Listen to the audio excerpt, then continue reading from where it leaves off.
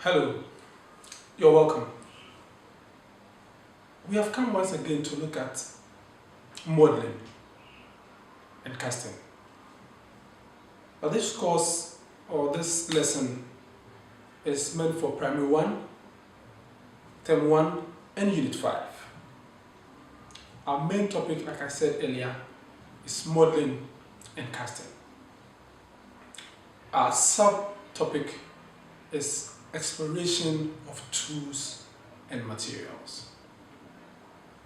What are the tools we need when we are modeling and casting? I have some varieties of them here. Let's start with the tools. We have a rolling pin. This is used to flatten clay to get a slab.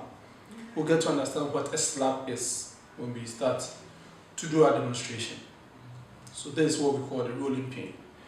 In place of the rolling pin, you can improvise. You can use the heels of your palm to press the clay to also get a flattened clay. The next tool I want to talk about is a roll, a foot roll.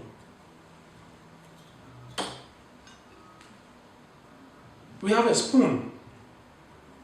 A spoon for us to be able to make patterns with them if the need arises. And most often than not, we want to use tools that are user-friendly, because these kids would have to cut along the line, they will have to trim things. And because cutters and blades and knives are very dangerous, we prefer to use something like this so to help us to do some trimming or cutting of clay, either this one or that one. So we are referring to this as a tool that can be improvised. Now we have sticks, which will also help us to do some modeling or shaping when the need arises, or even creating patterns on our clay.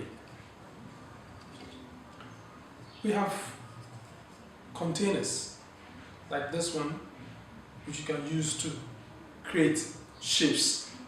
When you have a flat clay and you press this flat soft clay and you press this into a flattened clay, you might get a rounded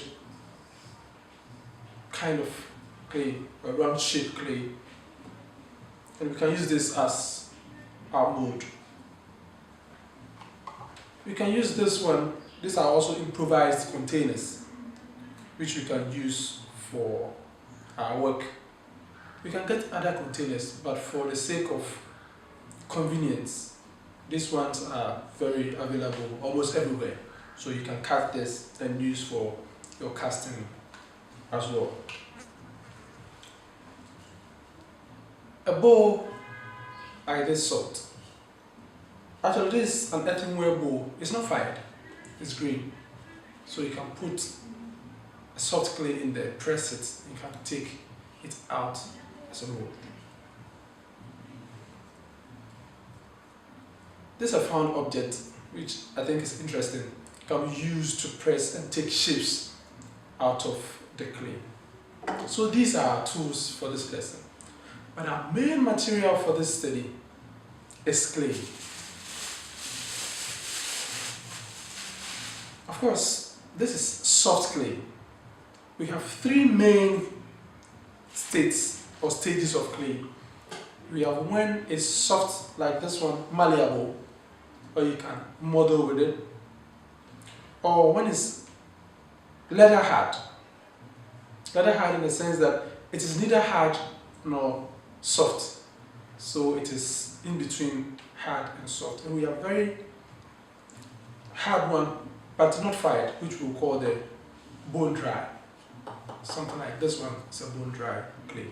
So in our case, we are going to use a soft clay like this one. We have other materials like the Play-Doh. You can use gari, which we call in our local balance eba. Gari with warm water stirred to give us a feel of something malleable, a malleable material which you can use for modeling. And other kinds of materials as well. So these are tools and materials for this lesson. Now we are going to look at our objective for this study, or objective for this lesson. Pupils will use their senses to explore the nature of the modeling tools and materials. So we have to see why this kind of tools and why this kind of material. So we are going to take our students or pupils through how to use these tools and materials and what are the outcomes of these tools and materials. At the end of this lesson, we are going to help our pupils to acquire some skills. Let's look at these skills. One, we are going to look at touching. Of course, the pupils are going to touch the clay, have a feel of it. So touching is one skill they are going to acquire. Squeezing. So pick a ball of clay and squeezing. Squeezing the ball of clay will be another skill they are going to acquire. Pulling.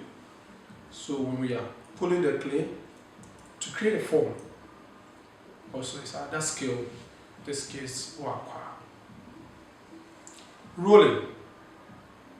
We'll roll by going this way or using the rolling pin to roll. When it comes to the demonstration, we'll do all that. Or flattening, to flatten. And this is where we need the rolling pin to help us do the flattening, or the heels of our palm to flatten. Or press. Flattening or pressing. And pinching. Pinching is to perforate or create a hole in a ball of clay. Twisting as well. We'll look at how all those ones can be used in this lesson.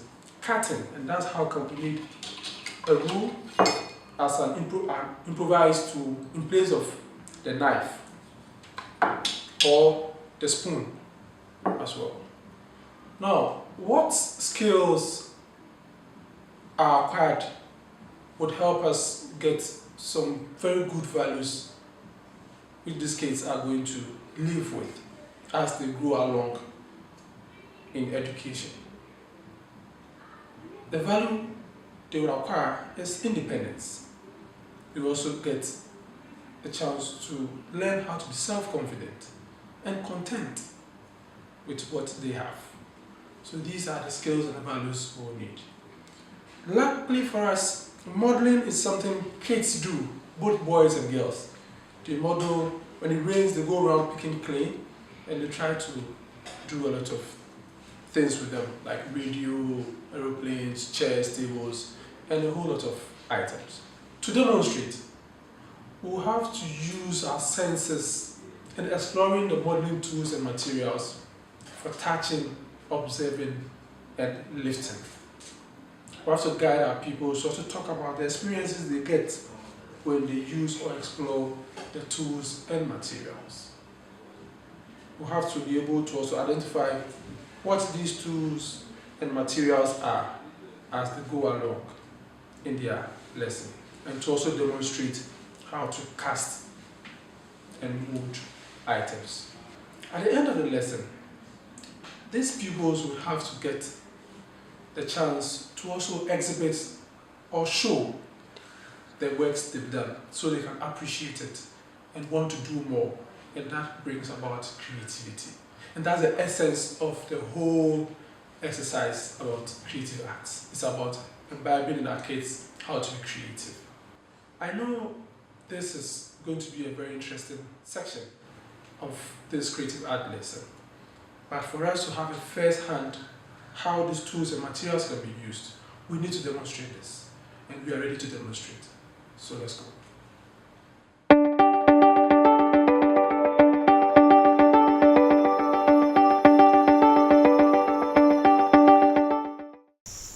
Hi, welcome to the Art Studio.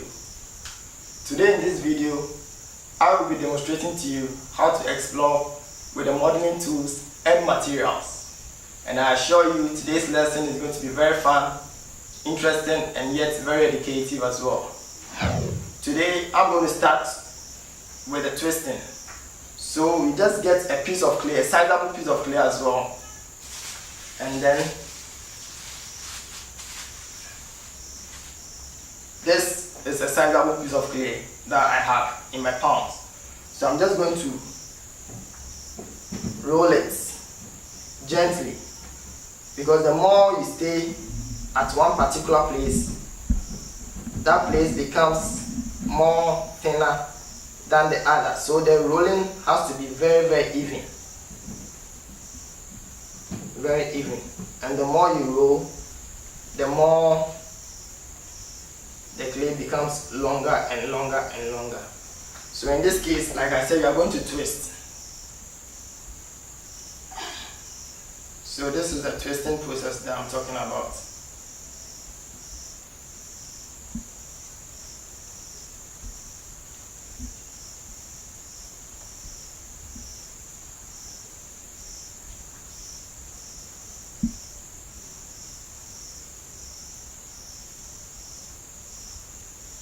So this is a few of the twisting.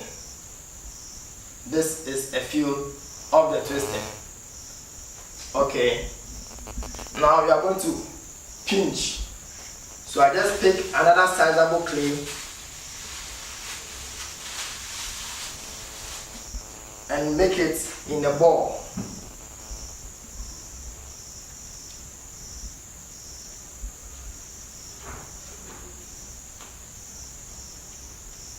Like I said to you earlier on, since our hands and fingers are the main tool, I'm going to just use my thumb to press and create a hole in this ball of clay, making it to feel like a cup or something very hollow. So slowly and gently, one has to be very, very confident and independent whilst doing this. The hand has to move around evenly so that the walls of the clay would be very, very even as well.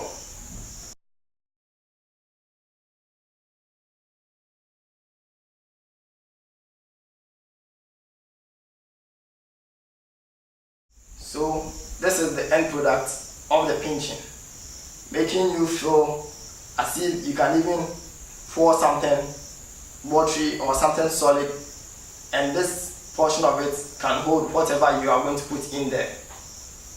Okay, we are moving to flattening the clay. So you take a sizable piece of clay and just with the heels of the palm, you just hit it gently.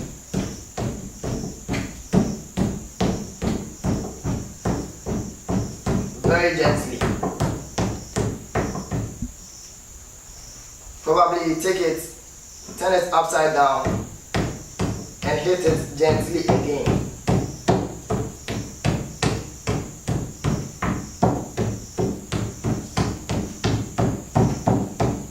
By so doing, the clay has been flattened.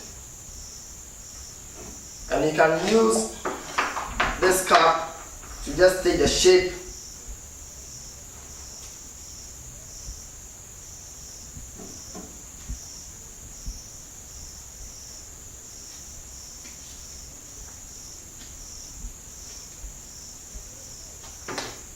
and this is why I have a very flat clay in the form of a circle.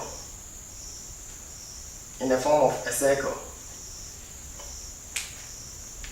Okay, the next one that we are going to explore on is the coiling process. The coiling process. So there's another sizable clay that I have, and I'm going to roll it gently.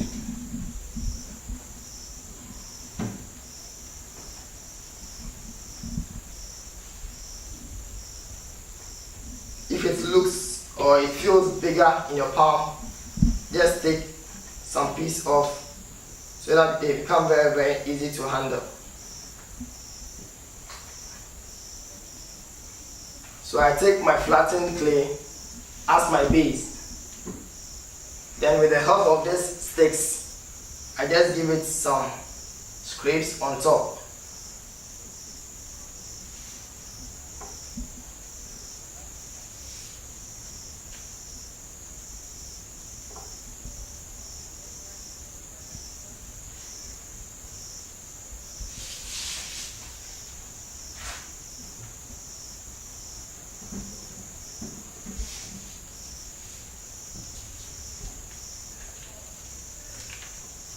pieces of sticks to just scrape the top of the first cored clay, so that I add the second cored clay on it. And scraping the top makes it very easier for the first clay to get adhered to the second clay, so that when it dries, it wouldn't fall that easily. So this is what the coiling process can give you, and you can continue and continue and continue till you have a height of your own requirements. Okay, we are moving on to another technique,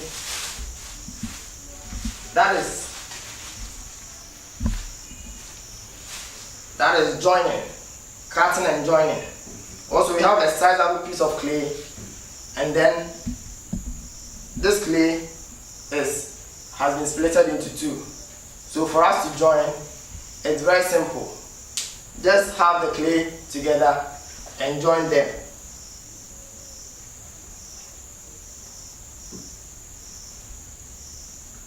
With the help of the thumb, you just press them together and join them.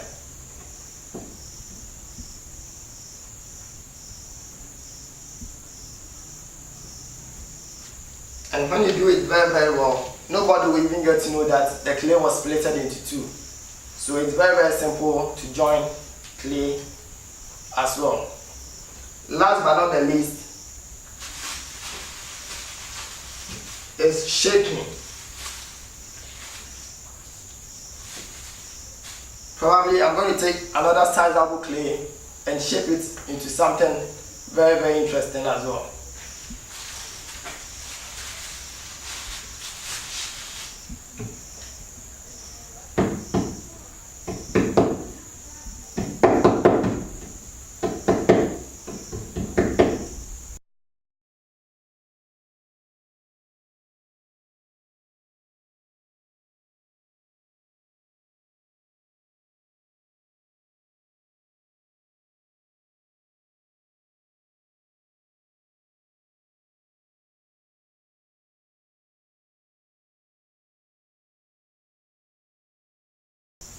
So I'm still shaping the clay with the help of my sticks, the small sticks.